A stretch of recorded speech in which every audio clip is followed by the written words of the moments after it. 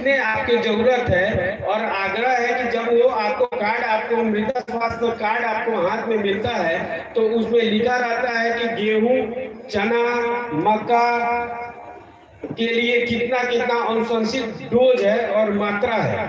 तो उसी के अनुसार जितना आपको कार्ड में बताया जाता है उसी के अनुसार आप लोग उस खेत में यूरिया, डीएपी, एमओपी या पोटास, ये जो भी अन्य उर्वरक आप इस्तेमाल करते हैं या खाद इस्तेमाल करते हैं, उसी डोज के अनुसार उसे डालें। इससे आपके पैसे और समय और मिट्टी की बर्बादी। फर्टिलाइजर जो है, अगर आप लोग को ज्यादा रेट में भी अगर मिलता है, कहीं पे भी अगर शिकायत होती है तो पंचायत कृषि कार्यालय, प्रखंड कृषि कार्यालय या जिला में भी आप लिखित रूप से आवेदन कर सकते हैं। जो बोरा पे एमआरपी रेट लिखा हुआ है, मैक्सिमम रिटेल प्राइस, अगर उसे 1 रुपया भी अगर ज्यादा मांगा जा रहा है तो इसकी लिखित शिकायत आप लोग कर सकते हैं। और जिले में फर्टिलाइजर सफिशिएंट है, पूर्ण है, किसी प्रकार का खाद का कमी, उर्वरक की कमी नहीं है। अभी साथ में आपको मखाना विकास योजना के तहत जो है आप लोग आवेदन, ऑनलाइन आवेदन कर सकते हैं, जिसमें 75% अनुदान की राशि है, वो आप लोग योजना का लाभ ले सकते हैं, जो कि अभी रबी में ही ये शुरुआत हो रहा है। साथ में मशरूम पालन है।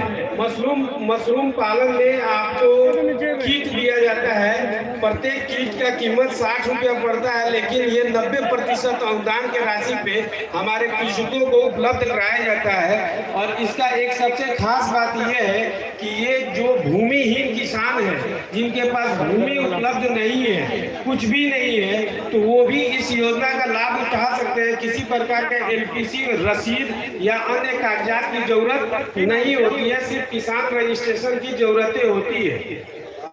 इसके अलावे मधुमक्खी पालन है, मौन पालन जिसको बोलते हैं। मौन पालन जो है 75% के अनुदान पर आप लोगों को वो बॉक्स, मधुमक्खी पालन का जो बॉक्स होता है जो हम बगीचे में रखते हैं, उसके लिए हम लोग 75% सरकार अनुदान देती है। 25% राशि आप लोग को देनी पड़ती है, जो जनरल कैटेगरी के हैं उनके लिए है। और एक बॉक्स की कीमत 4000 रुपया पड़ते हैं, यानी आपको 3000 रुपया सरकार देगी, 1000 रुपया जो है आपको देना पड़ेगा। ठीक वैसे ही एससी एसटी, अनुसूचित जाति, अनुसूचित जनजाति के लिए 90% का अनुदान का व्यवस्था सरकार के द्वारा की गई है। इसका भी जो है किसी प्रकार का भूमि एलपीसी रसीद या अन्य कोई कागजात की, किसान रजिस्ट्रेशन को छोड़कर अन्य कोई कागजात की जरूरतें नहीं है। और जितनी भी योजनाएं हैं 70% आपको ऑनलाइन व्यवस्थाएं है, बीच में कहीं पे कोई नहीं है, और कहीं से भी आप आवेदन बिल्कुल कर सकते हैं। बहुत बहुत धन्यवाद।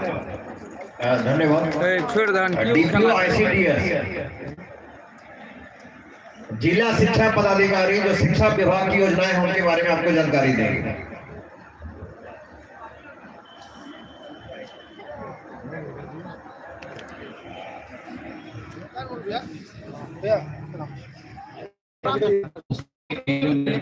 परिधि में, यानी आपके घर के 1 किलोमीटर के सरकार ने पहला से 5वां एक प्राइमरी स्कूल जरूर खोला हुआ है, और आपके 3 आसपास में एक मिडिल स्कूल जरूर है, और हर एक पंचायत में 9वां से 12वां के लिए हाई स्कूल है।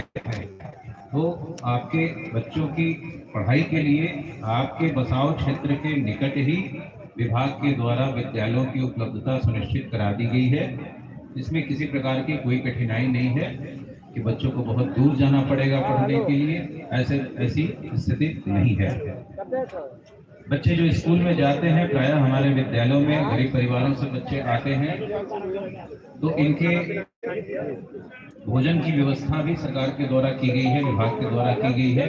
पहला से 8वां क्लास के सभी बच्चों को रोजाना विद्यालय में अलग अलग तरह का मध्याह्न भोजन, जिसे पीएम पोषण योजना आप कहते हैं, बच्चों को तैयार करके गर्मा गर्म भोजन खिलाया जाता है विद्यालय में, ताकि उनका पोषण भी हो सके और विद्यालय में पढ़ने में उनका मन भी लगे, भूख की वजह से उनको कोई दिक्कत नहीं हो।